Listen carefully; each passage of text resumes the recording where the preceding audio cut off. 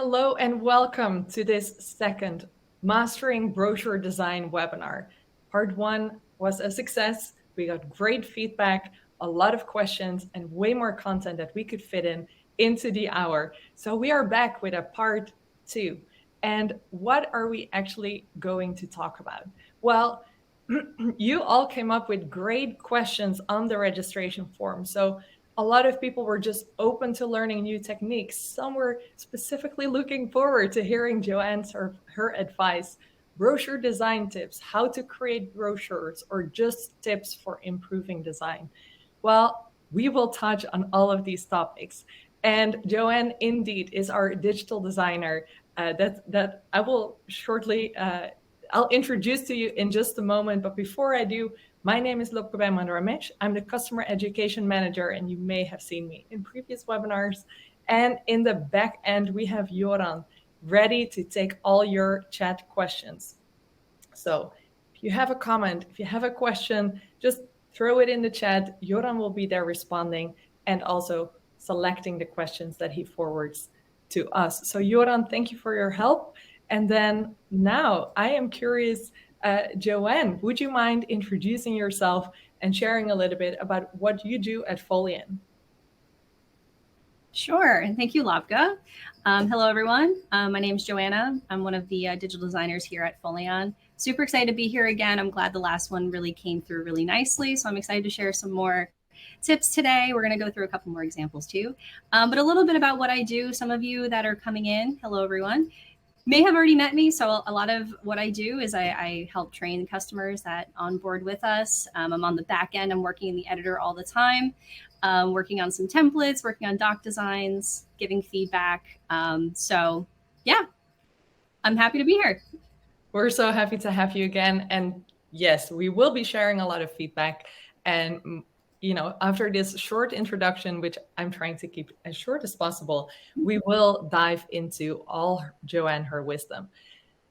Briefly, some housekeeping will be done in less than 60 minutes. Try to wrap it up within the hour. The webinar will be available on demand. One of the questions that came in is, where can I find the recording? Well, always the same link as that you just clicked on to get here will be the same link as which you can use to watch the on-demand version. So whether you want to quickly review something or finish what you can't finish right now, just click on it. And also an hour after the webinar, we'll send you the link just so that you have it on top of your inbox. And the Q&A, yes, it's on. We will take time responding to a chunk of the questions that have come in through the registration form. So everyone, thank you for already letting us know what you are curious about learning. And also, if we have time and questions come in, we will definitely do our best to answer all of your questions. I will now open a poll, and it's basically that we are very curious to hear if you already create brochures in Foleon. So yes, are you thinking about it? No, you're not creating brochures yet, or maybe it's not applicable to you. Please let us know. In a moment, I'll get back to this, and I'll leave the poll open for you for a few minutes to just click on the answer that suits you. Then now, what are we actually going to talk about? The brochures webinar. JoAnna, I'm going to also bring you forward here again. We're going to talk about 4 different areas finalized with questions, but what else will you be discussing with us? Yeah, so we have 4 participant examples we're going to go through today. We're going to highlight some great tips there. And we're also going to take some time to really go deeper into what are some additional things you can add to your doc creation to kind of liven it up, give some more engagement, kind of bring some more dynamic interaction to your documents. But we're also going to start with just like, let's just do a quick overview of what online brochures are. If in case anyone's new and wasn't here from the last time where we really dived into like the history and all of what brochures are. So yeah, that's what we're going to do today. That's great. If you're curious, hey, that part 1, I also want to watch that. We will forward you the link in the follow-up email. So that will come to you later today. And JoAnna, can you take us through what are online brochures and what are some of their advantages? Sure. Thank you. All right, so the first thing that we need to kind of start with, let's do a quick overview of what exactly is an online brochure as a content type. And we're going to kind of get into a little bit of, what is a content type and what are some of the things that are related to that, kind of a use case. Generally speaking, though, when we're talking about an online brochure, we are trying to sell something, whether that be a company as on a higher level, maybe a service, maybe a product, maybe an event. So the goal here is we're trying to sell something. So you can think of brochures as this umbrella term. We're kind of talking about a generic content type here that houses multiple kinds of use cases that relate. So you may be only interested in trying to drive sales to a certain product. So then maybe you want to create specifically a product brochure that's really focusing on that. Maybe you want to do it more at a higher level and kind of sell your company, maybe what services that company is doing. Maybe that's also going to house products too. You could do all three of these as well. You could be housing a brochure about your company. You could be highlighting the products that you sell or the services that you sell, or maybe there is a specific event coming up that's going to help drive that too. You could be doing all three. And these brochure content types, company brochure, product brochure, event brochure, these are actually some templates that you're going to see on the dashboard. On the dashboard of Foleon. So you can actually get started with a baseline template of one of these if you're interested. That's great. Quickly jumping back in here, JoAnna, because indeed, I would love to ask another poll to our audience. So first of all, thank you everyone for responding to the poll. So far, actually, the majority of people online are already creating brochures in Foleon. And then about a third is thinking about it. So I guess a little bit of everything. And for sure, everyone will learn, hopefully, something today. I'll close that poll now. And the next one that I'll open is based on what JoAnna just shared. So what kind of brochures do you primarily create? Company brochures, product or services brochures, event brochures, other or none? Curious to see what the audience is actually creating.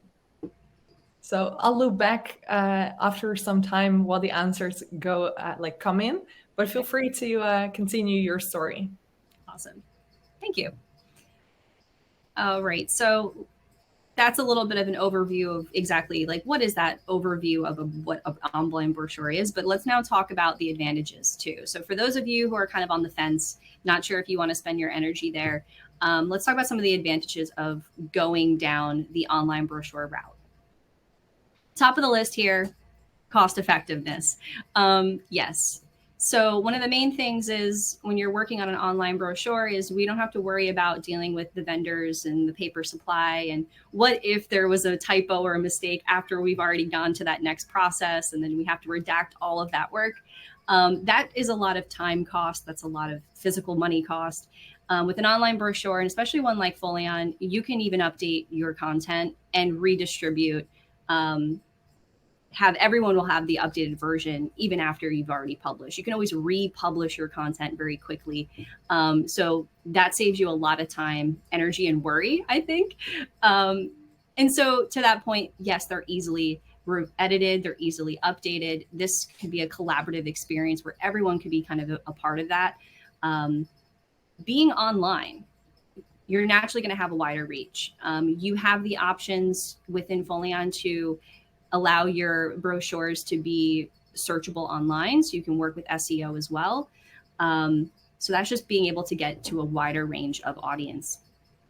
The nature of an online brochure, since it's not print, we are going to follow down the more interactive, engaging type of experience where the reader actually has to engage with your piece. And a lot of times if we're looking at something like a PDF online, we don't have all of the options that we'll have in Foleon, which we'll get to a little bit later. We'll talk about some of the cool things we could do in Foleon, things like scroll effects and animations and things like that, that you don't quite get in a PDF version. And the last two pieces here, you can easily scale this process. There's a little bit there's a less of a bottleneck here where you can get more people involved in the creation. You can work off your own templates as well. So you don't have to reinvent the wheel every single time. You can keep compounding that effort and get to the end goal a lot faster. Lastly, you can actually track all of what is happening with that document. Whereas a lot of times with the PDF, you send that out, maybe they're saving it to the computer. Maybe they're not going to open up your revised version you resent. Maybe they sent that to 12 people that you're unaware of. So being able to track everything that's happening to your piece gives you a lot of benefits. So that is just a high level of some of the advantages here. But yeah. That is great. A lot of insights, and especially the engagement part, we got multiple questions about it. So we'll definitely share examples and insights in terms of how to actually add interactive elements and how to make your brochure more engaging. Are you okay if I quickly respond to the poll question results? All right, so quite interesting. The majority of people, 53%, creates brochures for products or services. Then we have 17% creating company brochures, only 3% making event brochures, and 22% making other types of brochures. So maybe share your insights in terms of what type of brochures are you creating with us in the chat. Again, JoAnna is there, and I think it's just really nice if we can share what we're making and inspire each other. And about the inspiration, I want to really briefly thank everyone again for submitting their example brochures that I think, JoAnna, you're going to dive into and share your feedback, correct? Yeah, so the next up here, we're going to get into some tips. Let's kind of see what some of our peers are doing in this platform. And let's also talk about some of the things of areas of improvement too, and ways we can learn together on how we can improve our creations too. So before we get there though, and yes, thank you everyone for submitting. We actually got a good amount of things. We really had to sift through and kind of decide. So thank you for giving us so many options. But before we kind of get into all of that, I do briefly, and I apologize, you're going to see my cats back here, some added entertainment in the background. But before we get to the customer examples and really diving into feedback and tips and things, I do want to pause and talk about the creation process. In case some of us are curious about, and I think we did get some questions about generally how to kind of plan for a doc creation, and maybe some things we could be thinking about in the planning stage before we get to the creation stage that can maybe help the end product and output. So what we consider the creation process and things that you should be thinking about in the beginning here is kind of like 4 pillars. What is the visual style that we're going to be going with? And a lot of times this is going to be around the branding that you're a part of. Or maybe if you're working in more of an agency type and you're working with other people's branding, then that's kind of already defined for you. But then the second 2 in the middle there, I'm not sure if you can see my cursor, but layout and content, they kind of go hand in hand. How much copy are we going to be working with? And we're going to see some examples of very little copy and a decent amount of copy. That is a determining factor of maybe what layout you should be using. If the type of content we're going to be creating has a lot of text, maybe not as many images, there are certain layouts that could benefit that, and some things that we want to consider. Maybe we're going to have more media, maybe more images than we are going to have copy. There are other types of layouts that could benefit that. So kind of taking a moment in the beginning and really thinking about what are the pieces you're going to be working with could really help you decide what types of layouts are going to be best for you, what templates you may want to start out with. Lastly, though, all of these 3 ideas come down to interaction. How will your audience consume this content? Is this a type of thing that I need to walk my reader through step by step? Is this a story from beginning to end? Then you want to consider, I need to guide my reader through. This is your user experience and the navigation consideration. How will they be interacting with this? And you have to kind of put yourself in those shoes for a moment when you're creating. If I need to walk my reader through it, then I want to make sure that my navigation options are supporting that behavior. make sure you have those page arrows on so I can quickly go back and forth. Maybe also make sure the footer at the bottom of the pages are continuing to drive my attention forward and backward. And really paring back some of my options so I just don't go everywhere. That's controlling the user experience and going very linearly. But maybe the interaction's a little different. Maybe it's going to be where more of a website-like experience, a more reader consumption choice kind of way. You want to make sure the navigation is supporting that too. If readers are intended to come back and kind of look for the information, then you want to make sure your navigation is giving all those options too. So that are the 4 pieces you want to consider before getting into your doc creation. And even afterwards, if you want to go back and review some of the work you've done with these thoughts in mind, you can always revise and go ahead and republish too. Okay, so just wanted to take a moment to pause there and kind of talk about that.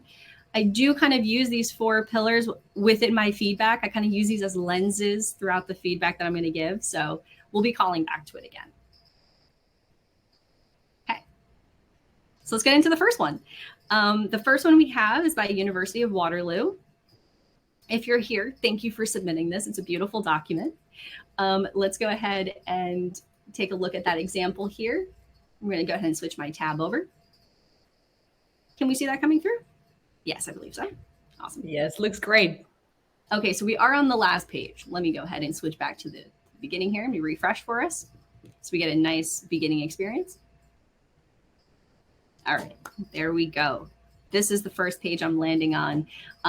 We have a nice big title, nice and bold on a darker background. That is a video background. So automatically we have movement here. We have high contrast, dark against white. I'm already intrigued. This is already engaging. Love the use of backgrounds and motion. So yes, I want to discover how I can shape my future. So going forward, notice the navigation here. I have a very minimal navigation bar. I have my left and right arrows scrolling down. Don't really have a footer. I know I'm going forward, which speaks to the future ahead, right? The kind of the call out at the beginning of the page. So I love that idea. The branding on this doc, very high contrast, right? We have black and yellow, really good use of the branding colors there, really pushing it. What I wanted to highlight here is they're using our native elements within Foleon to support their visual branding. That being this video element here. Notice that there is a yellow outline. So they're using the border elements within Foleon to support the visual style of this black and yellow as well. And also like the linear graphics that are being used. So always double check your settings within Foleon. You can add borders to pretty much any element. And Lapka, is it okay if I switch over to the editor side for a moment just to kind of showcase that? That'd be okay? Yeah, absolutely. That would be very interesting. All right, so let's go ahead and switch over into the editor here. It's a great example that you shared, indeed. It's a very beautiful document. Mm-hmm. And yes, we see your editor now.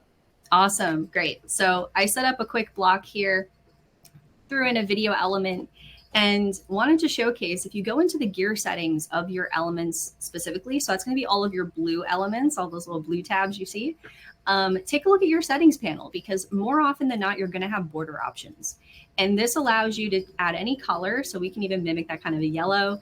And I can add that weight to pretty much any element there.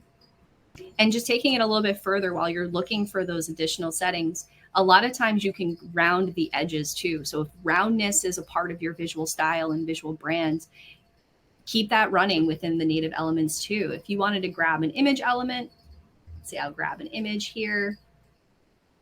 Let's just go ahead and grab any image. Let's go with some of the visualizations. Let's go with a white one on the dark background. There we go.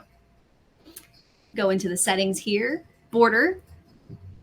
Notice we have another option here. So for videos, you're not going to have the roundness because we need those sharp edges to see the video. But for an image, let's go ahead and grab that yellow. Let's give it a little bit of thickness. And we can also round the edges too. And if the image is square, you can actually push it all the way to a circle if you'd like to. but there are ways you can use these native elements within Foleon to support your visual brand. And so that's the real thing I wanted to highlight here. So let's come back to our example.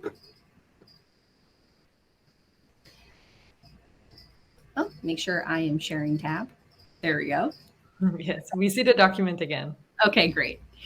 So now we're on the following page, which is their table of contents page. So we have a really nice, very bold table of contents. So if this is not my first time coming to this doc, I may already know where I want to go. Though I do see we do have some breaking in type size. So I didn't see this before, so I'm seeing this just now. So highlight, we got a little bit of a, maybe type size needs to be reduced a little bit. Awesome. Going forward, this is a really nice one block that is set to a full height. And we'll talk about that in a moment, actually, what that setting is really doing. But there's no scroll on this page. We have a nice, consistent block here, giving me the 6 overviews. Nice background video playing there too. Really fun graphics in the backgrounds. Love it. Another background header, nice bold type. This page I wanted to highlight really quickly because I think it's a really great example of using the page structure that you have in Foleon. We see the course list here. I can tell that this is a 3-column block and we're using the borders on the column elements to create this kind of a grid there. And so again, highlighting the border elements are on so many levels within Foleon and can offer so many options, from adding that nice yellow outline to your videos to kind of also add to the visual of the document and support the visual, but also gives you options like this to create tables more freeform if you'd like as well. To the next page, we also do have an example of our table element being used quite well as well. And another one here. Now I'm going to go ahead and skip to the last page here. Also, they've enabled our other navigation option here. So this is also mimicking the linear fashion of how this doc is supposed to be read. So awesome job there in terms of thinking about the interaction of your document. Let's skip to the last page because there are 2 things I wanted to talk about on your last page. And that is this column scroll and these social icons that are over here written out in type. Let's start with that one. This is also a great option, creating these text pieces with a background color that are linked or hyperlinked to where they have to go. I wanted to just shout out another option here, maybe for others who are curious and other ways to get your social icons onto your Foleon doc pages. You could definitely do it like this with type, but if you wanted to go more visual, you can use images. So if you wanted to grab the actual logos and bring those images in, stacking them on top of each other like this is still possible. You can link image elements. So if you drag and drop an image element onto the page, you can actually go into the settings. It'll be under general settings. And actually, since we already dragged one in, let's go ahead and switch back over to the editor so I can show you that. So here's our image element we were playing with before. If you go into the settings, I'll slide this to the middle for us, and you go into general settings, any linking capabilities will always be under the general settings of your elements. So you can always double check that there. Image elements can be linked. There will not be a hover state option though, so just keep that in mind, but you can definitely have them linked. So you can definitely do that there. Another option is to actually find and upload a font that has all the logos in it. You can actually find these online.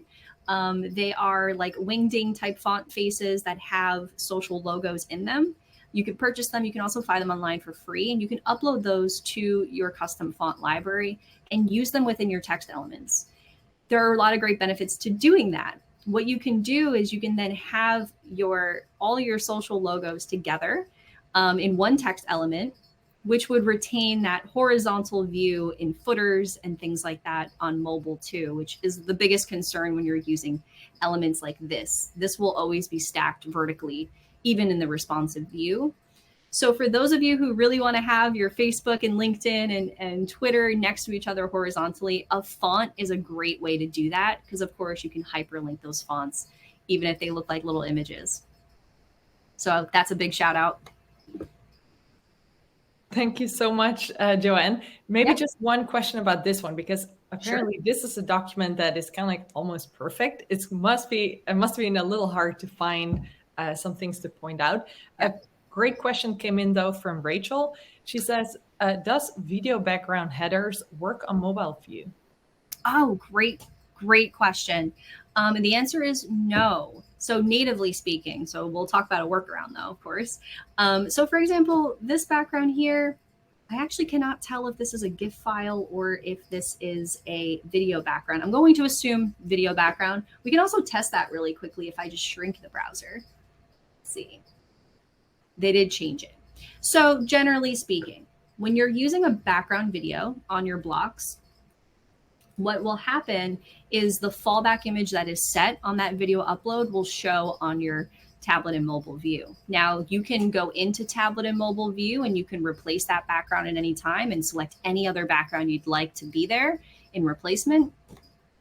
Another option too is if your video is very short, doesn't have maybe a lot of visual information in it, you can convert that video to a GIF file, which would be an animated image. And you can upload that using the background of the block, just uploading as an image, and it will just play there. And GIF images, motion GIF images, will play across all devices. So that's always an option to test out if it's going to work with the content you have. Otherwise, you can control that fallback image if you need to. That's great. Yeah. And I think GIF in general is just such a cool way to make all viewports very engaging. Yes, 100%. Nice that you mentioned that. Cool. I'm very curious what else you have in terms of examples. Yes. So we can actually, we'll talk about this column scroll in the next example. All right. This example there too. So we'll talk about this next. But Waterloo, great job. Fantastic. I hope they found your feedback valuable. I hope so too. Okay, so let's come back. So our next example here is by Lane Clark and Peacock LLP. Really great doc example here. So let's go ahead and take a look. All right, sharing tab. Cool. All right, we have to talk about the background here. I think this is a great use of backgrounds. There are a couple of things that could be happening here. One, this whole thing could just be a video and it's created to look like this, or they're working with our layers a little bit. So just to kind of reveal some options, if anyone wants to get super creative, there could be a column. We can imagine there being a line. Can you guys see my cursor if I'm moving my mouse? We can, yes. Okay, awesome. Good to know. Okay. You can imagine an invisible line here. There's probably a block over to the left or the right here with these like chevron shapes that are what we call a PNG file. That means there's some transparency in there. So these are like a mask in the column. Now, remember, I'll come back to the editor for a second. Your columns, these orange tabs, they sit on top of your purple blocks. So you can have an image in your background here in the block level and also have an image on the column level on top. And if there's any transparency in the image you put on the column, it'll show the image on the block below it. So that could be another option of what's happening here, which I think is a really creative use of the layers within Foleon. There could be a transparent image in the column that's showing through to a video background on the block. Super creative, wanted to highlight that. I think that's really cool. We do have a column scroll here. So let's talk about that. So first things first, something that we do at Foleon all the time, and many of you probably already heard this, is we need to always think about what size our browser is. And always testing different browser sizes to make sure that your content is optimized for that. There is an extension and we like to use called Window Resizer. Looks like this.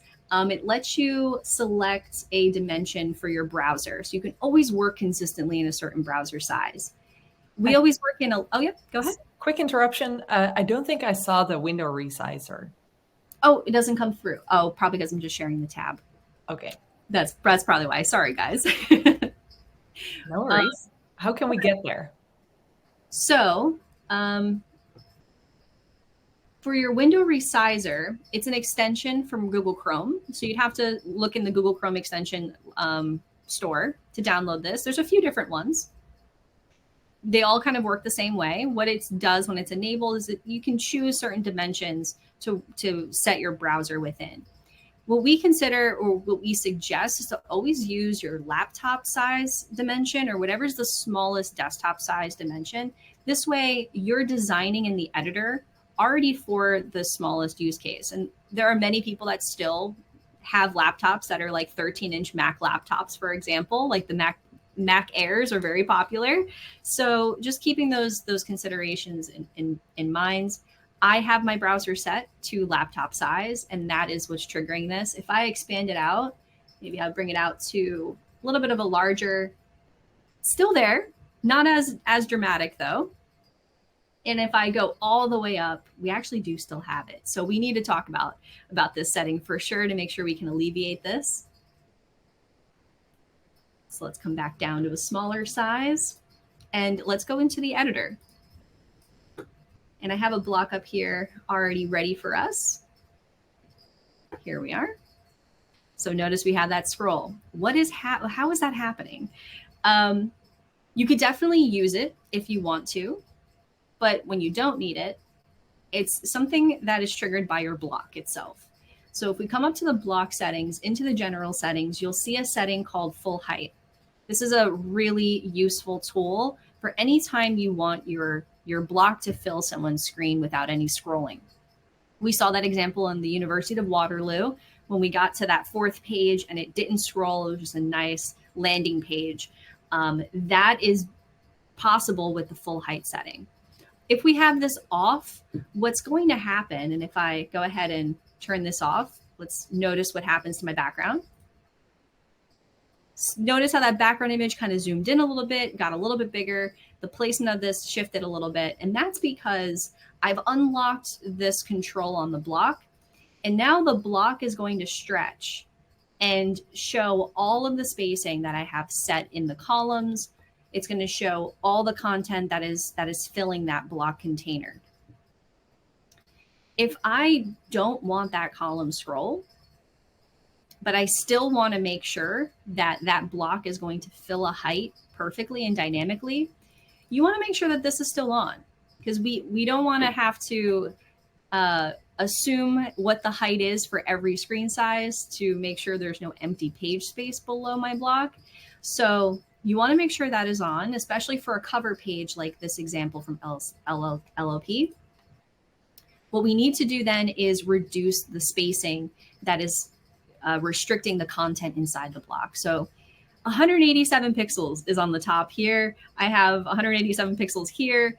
Is that necessary? Probably not. I could probably pull this back to about 100. I can even pull this back to about 100. And so by doing that automatically, I've given a little bit more breathing room in here. And now that column doesn't scroll at all. So that'll be most important for this example here, and we'll come back. So I can see there's a decent amount of space up here. As we're scrolling down, we have the video element and we have the information here. There is a lot of pieces within this one element. And so a suggestion would be to also shrink this video a little bit so that we're allowing a little bit more space to be adjusted. Or we can also move this over into this side of the column. We may have to adjust a little bit of the placement of this image that's on the right, but I think there are ways to kind of restructure this to limit that column scroll. If you are going to stick with the column scroll, I say push it further. Add a little bit more space in there, make it feel and look more intentional. And what's important is these visuals of the scrolling internal scroll buttons can be styled as well. You don't have to stick with the default that's there. If I come back to the editor for a moment, if you go into your column setting, you'll see a navigation option. And if anyone was ever curious what that was for, that is for the column scrolls. When they are triggered, how do they look when they do come on? You can change the colors. You can also round them. They don't have to be square. They can be rounded. So if you're going to use them, I say push it, make it look intentional, and then also make sure that the navigation is styled appropriately. Okay. Did any follow-up questions come through about that though, before I move on? No, at the moment, no follow-up questions. Is there anything else you wanted to share about this doc, or are we moving on to the next? There's one more thing I wanted to share about this doc. Let's just go to the next page. Yeah, let's go right to it and then move on to, I think your design tips are coming up next. So yes, they'll be great and answer a lot of questions. Okay. Really nice visual contents page too, I want to say, kind of mimicking what's going on with the cover that we just saw. But let's get to some of the content pages here. As I'm scrolling down, this is an example where we have a lot of text. And it's positioned very, what I would consider kind of more sophisticated. I have a lot of white space around me. I have 2-column type, narrow type too. But something that we're going to get to in terms of tips in a moment, especially when it comes to this type of balance where we have a lot more type than we do media. You want to think about content islands. This is something that we kind of talk about in Foleon, content islands, chunking your content. It all comes down to reader engagement as well. And we've done some research on this. We really kind of have to guide readers through to keep their attention. And we have to limit what they have to do. We have to limit the work of the reader. And so although the style of this visually looks really nice, the long double columns is forcing me as a reader to do work. I have to scroll up and down to read this before moving on. And that's an interaction type you want to limit with your online brochures, is don't make your readers work to have to read your content. I would suggest breaking this up into another block. And that is a benefit of using our block kind of modular system that builds out our pages, is kind of think block by block as this is a moment I need you to read, and then you're going to take it to the next moment. Each block is a moment for your reader. So this should really be divided into another block here. This way, I can kind of just scroll and read and not have to scroll up and down and really work to read it. Okay, so that's just one other point I wanted to add about this one.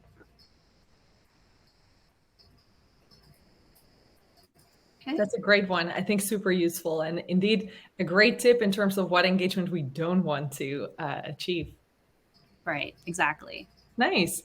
In terms of timing, I have no intention to rush you, but I would like you to be aware of the time.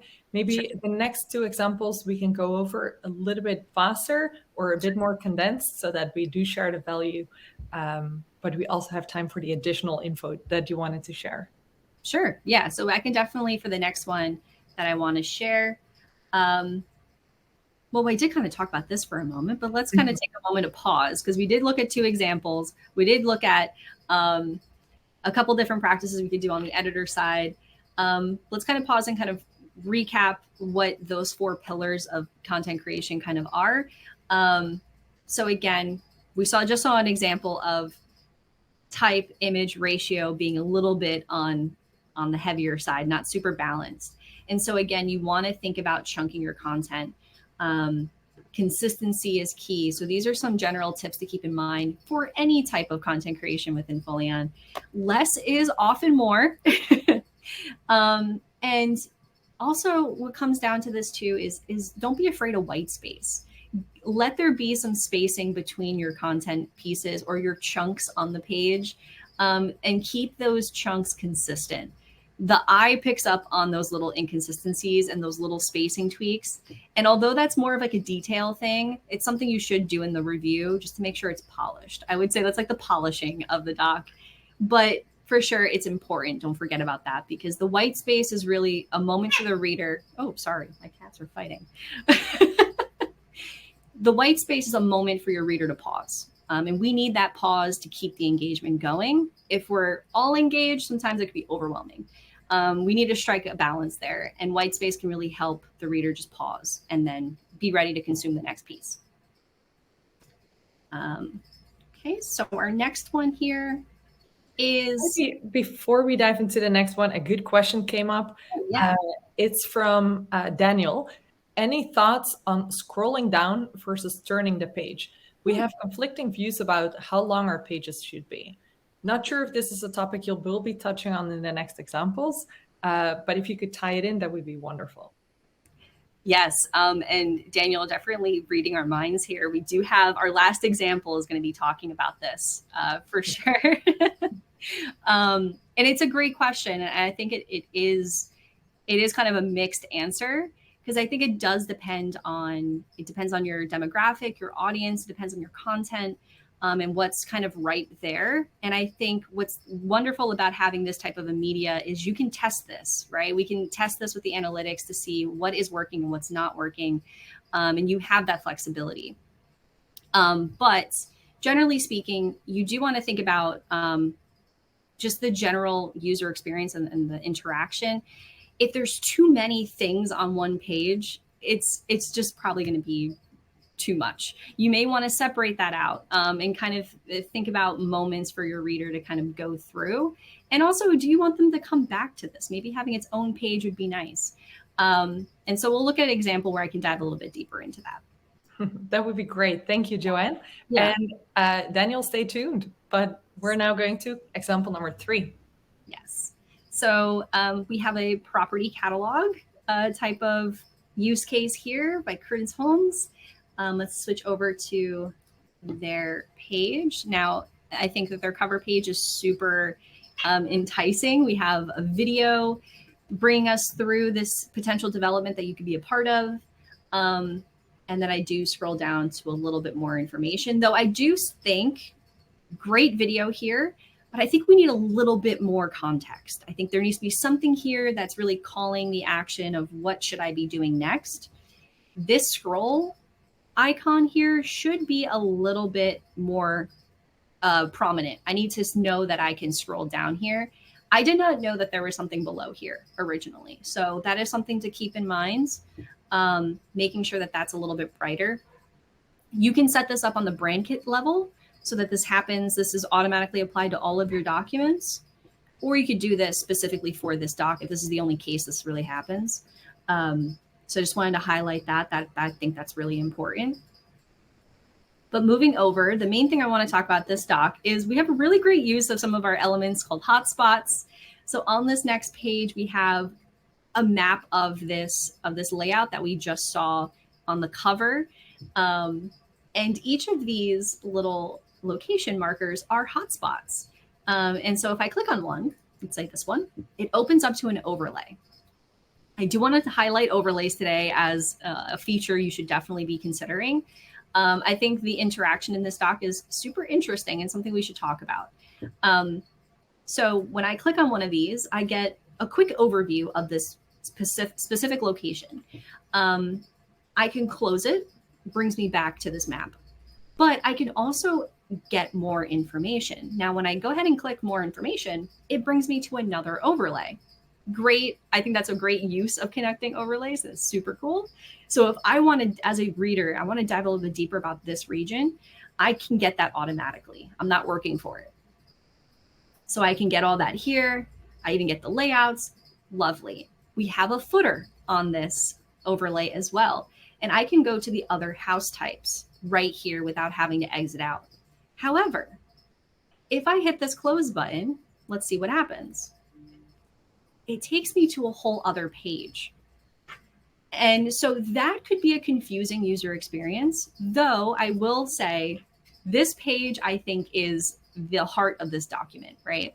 The whole purpose of this document is to sell these homes as choices. So house types is going to be a page that's likely going to be seeing on the analytics side like the most engagement, I hope. There are lots of places where you keep driving back to this page, especially back in the footer. There's always a link back to this page, no matter what page you're on.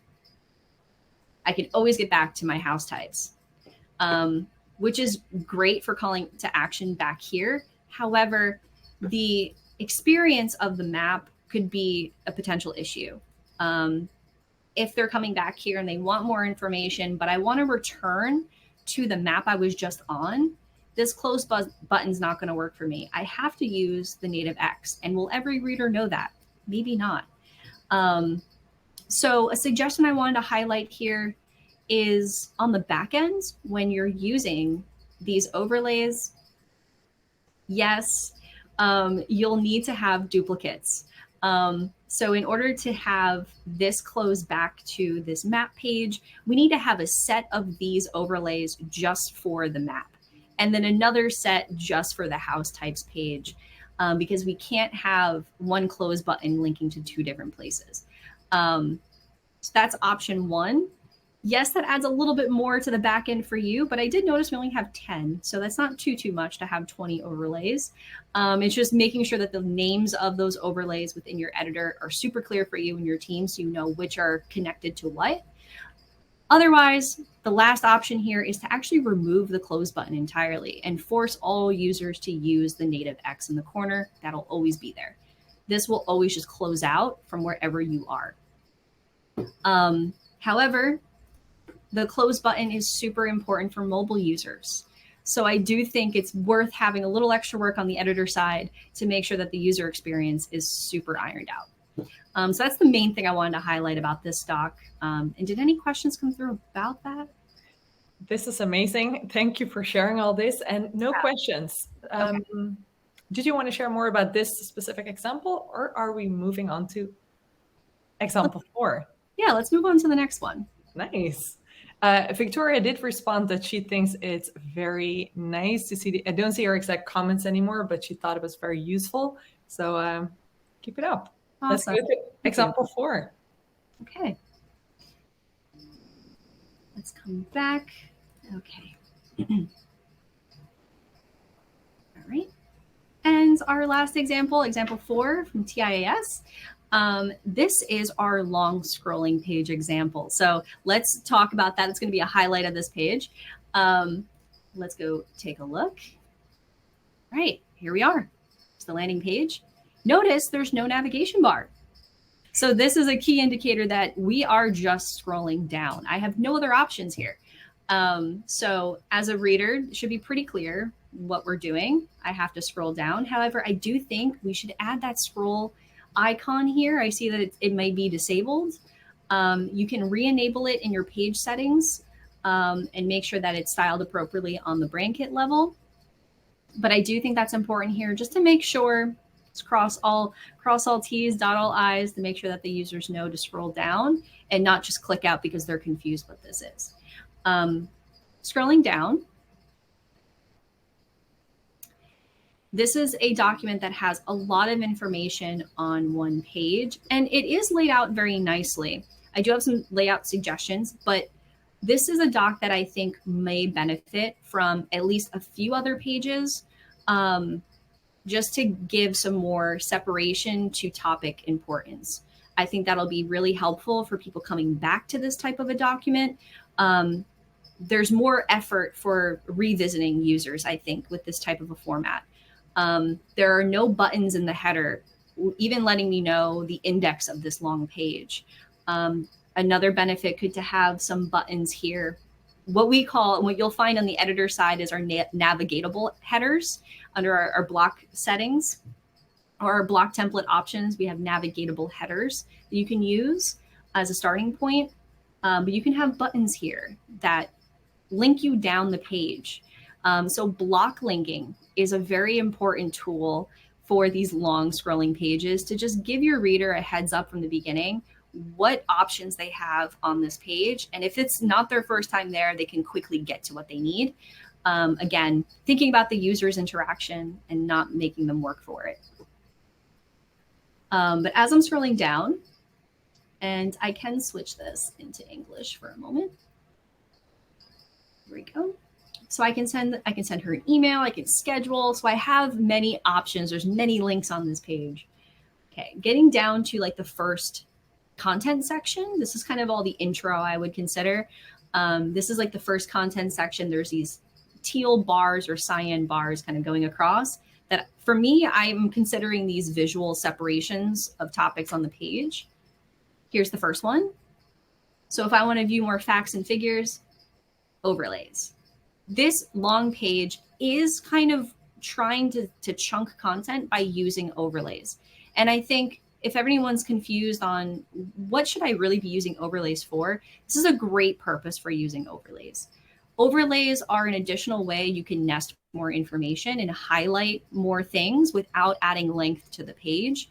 And it's also giving your reader something to engage with, something to interact with. And that's something you can't get in a PDF really. So I think this is really cool. They're highlighting a fact sheet kind of graphic here on an overlay level. And then if I want to learn more about entry requirements, I have another overlay giving me that. And this button does drive to their website. So I will exit this doc if I click that button. Coming down into like topic 2 on the page, why this program? This might be a great topic to have its own page. If there is a footer or a navigation bar enabled at the top with the page names shown, seeing in the navigation why this program could be a really great trigger point to go to that page and learn a little bit more. You can always have buttons on that page driving you back to this main page if you're worried about them not coming back to this page. You can always drive links back. Your benefits, another overlay. So there's many overlays going down. We have a little video section. Okay, this area. Notice we have 3 little subtopics to this content of the program that we're talking about here. A layout choice that I think might work a little bit better here is actually going horizontal and not sticking vertically. So we have a program overview. We have Rwanda here and leadership here. This could easily be restructured into 3 columns instead of just 1 long column. That'll actually help the page length, I think, a little bit. And this could easily be reworked just by using our duplication tool in your columns. You can duplicate this 3 times and then go ahead and delete each section from each one and quickly get to that horizontal view, maintaining the same style here. Okay. Coming down to a timeline, which is going to make this page a lot longer. I think this is another area where this whole program info could be its own page, where we can really have a focus on this type of interaction here. And each of these read mores are overlays. So there's lots of information just on one scroll. JoAnna, can I interrupt you here? Sure. I think this is a great document as well. Yeah. Unique way of making it into a one-pager, and you highlight a lot of great moments where it could be either broken up into multiple pages and how the overlays are already being used. Mm-hmm. Was there anything else you wanted to share about this? Because I'd like to go to you demonstrating the hide feature, which I think is really cool to demonstrate during this webinar, as it's very new and very useful for anyone creating brochures. Sure. I'm just taking a look at my notes here. That was really the main thing I wanted to highlight about this document. Although I do want to highlight all the way at the very, very end. There is a really great use of embeds here. We have a calendar app that was embedded here, so I can interact with this. And there's also this whole section that's actually an embedded piece too, which I think is super creative. The embed tool can really open up a lot of possibilities, and they're really pushing that here. I love to see that. Fantastic. Great to add that on. Yeah, and embed always makes a doc so much more engaging, and you can practically embed anything that's embeddable. So thanks for pointing that out. Thank you. Are you okay to move on to the hide setting? Sure. Also, Chris mentioned that he's very excited to see it demoed today. So I'd be curious if you're able to share a little bit about the hide setting. Sure, I would love to. We're really excited about it because it is going to solve it can be quite an annoying little thing that happens. And here's a great example of what we're probably already faced before, where we have one of our overview templates So here we have our overview templates. A lot of the blocks in this category already are set up in these 3-column formats. And so when you're reusing one of these templates, you may have varying lengths in copy, maybe different amounts of titles you're working with.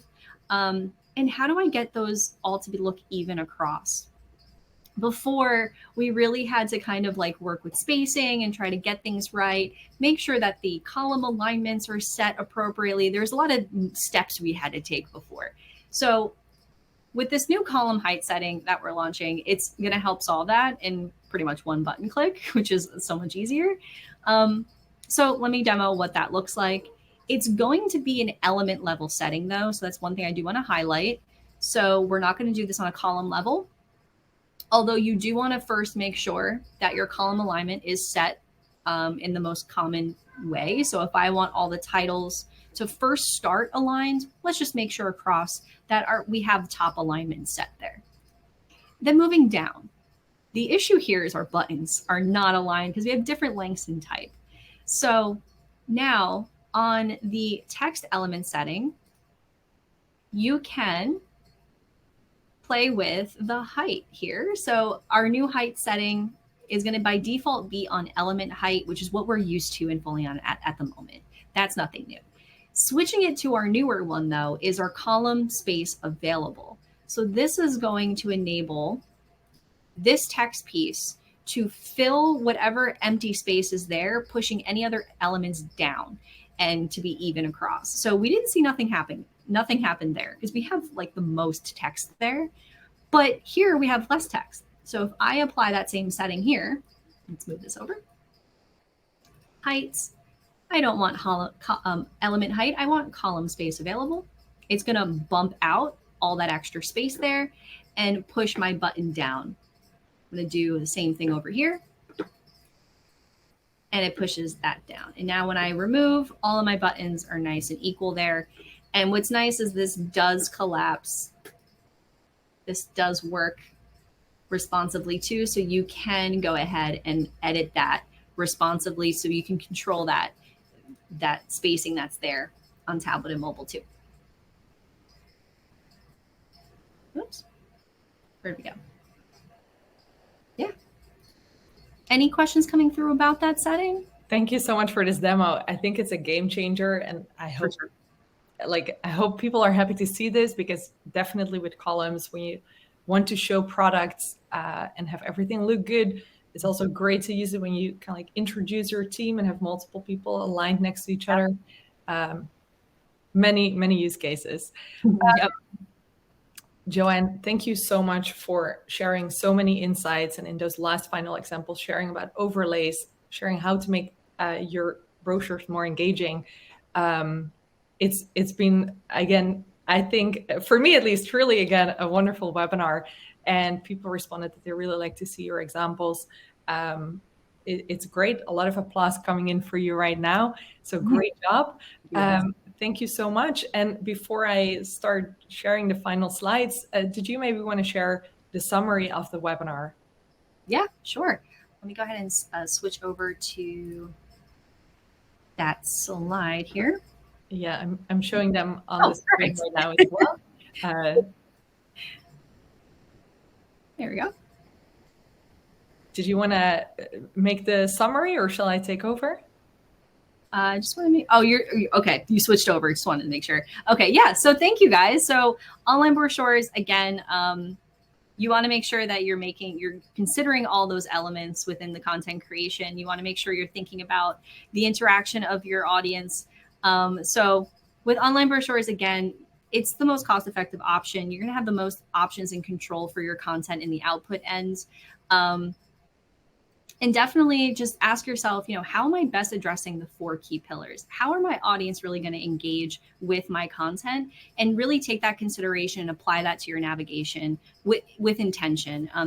Always just make sure to make less work for your readers is the key there. And all of these pieces kind of help you get to that point. And those design tips, try to play with those settings, see all your options, work with media too. I think a tip that we highlighted, but I didn't really dive into, is really play with GIFs, play with the motion that you can get your hands on, And also play with transparencies. You do have the levels that we saw in our second example of what you can put on a column to show through to what's on the block level. You can play with column scrolls as well to kind of make that look really cool and dynamic. So you have options. So definitely play with the media too. JoAnna, thank you very much for this summary, and thank you for presenting all your wisdom today. For anyone curious to learn more, hear more tips, our first upcoming webinar is August 29th, so sign up. It's all about our benchmark report. So that's researching almost all Foleon docs live right now, and how are they performing for you to learn how can you optimize the performance of your Foleon docs. Thank you very much for joining. Thank you for taking the time, for asking your questions, for responding to the poll. And JoAnna, thank you for co-presenting and for sharing all your wisdom. Fantastic. And to our audience, please feel free to stay online for like 2 or 3 more minutes. In a moment, you will be redirected to our survey, and we look forward to hearing your feedback and experience about this webinar as we keep on listening and improving based on that. Thank you very much. Joran, thank you as well for managing the chat and everyone chatting with us. Have a